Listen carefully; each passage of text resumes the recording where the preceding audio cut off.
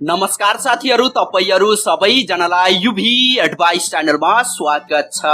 के तपाईको मोबाइल फोनको साउन्ड पनि एकदमै कम छ? यदि तपाईले पनि आफ्नो मोबाइलमा आफूलाई मनपर्ने गीत संगीत सुन्दाखेरि अथवा भिडियोहरु हेर्दाखेरि ती गीत संगीत र भिडियोको अडियो साउन्ड एकदमै कम आउने गर्छ भने अब चाहिँ तपाईले टेन्सन लिनु पर्दैन, किनकि आजको यो भिडियो हेरिसकेपछि अब चाहिँ तपाईले आफ्नो मोबाइलको साउन्डलाई 200 गुणासम्म बढाउन सक्नुहुन्छ। त्यसै कारणले गर्दा आजको यो भिडियो चाहिँ तपाईहरुको लागि धेरै नै महत्त्वपूर्ण रहेको छ, किनकि साथीहरु आजको यो भिडियोमा मैले तपाईहरुलाई बताउने छु तपाईले अहिले प्रयोग गरिरहनु भएको मोबाइल फोनको लागि एउटा यस्तो सोच्नै नसक्ने खालको गोप्य ट्रिकको बारेमा। यदि तपाईले भर्खरै आफ्नो मोबाइलमा यो गोप्य ट्रिकलाई प्रयोग गर्नुभयो भने त्यो अवस्थामा यो 2020 मा तपाईले आफ्नो मोबाइलको आवाजलाई 200 गुणासम्म बढाउन सक्नुहुन्छ। यो मेरो ग्यारेन्टी रहेको छ। यदि तपाईले पनि आफ्नो मोबाइलको आवाज अथवा साउन्डलाई कसरी 200 गुणासम्म बढाउने हो भन्ने कुरा जान्न चाहनुहुन्छ भने त्यो भन्दा पहिला तपाईले यहाँनिर एउटा काम गर्नुपर्ने हुन्छ। यो भिडियोको तलपट्टि रहेको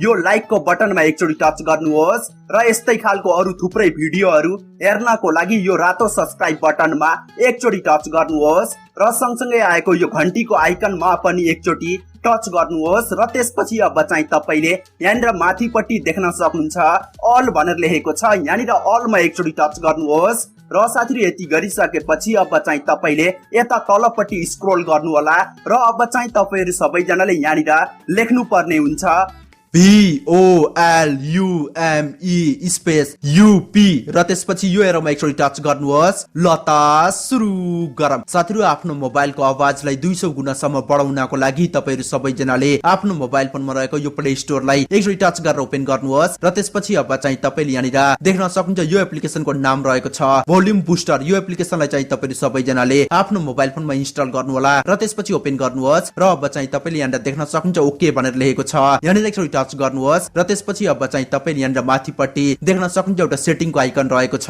यहाँनिर एकचोटी टच गर्नुहोस् र त्यसपछि अब चाहिँ तपाईले यहाँनिर देख्न सक्नुहुन्छ सो भोल्युम कन्ट्रोल भनेर लेखेको छ र त्यसको साइडमा रहेको यो बक्समा एकचोटी टच गर्नुहोस् र अब चाहिँ तपाईले यहाँनिर लास्ट अप्सन देख्न सक्नुहुन्छ म्याक्सिमम अलाउड बुस्ट भनेर लेखेको छ।